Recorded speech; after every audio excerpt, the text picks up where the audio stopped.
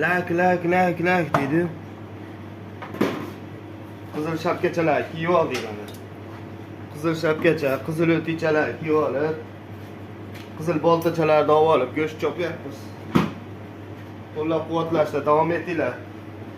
Bismillahirrohmanirrohim. Yo Alloh, o'zing qo'lladib ishlayapmiz mana.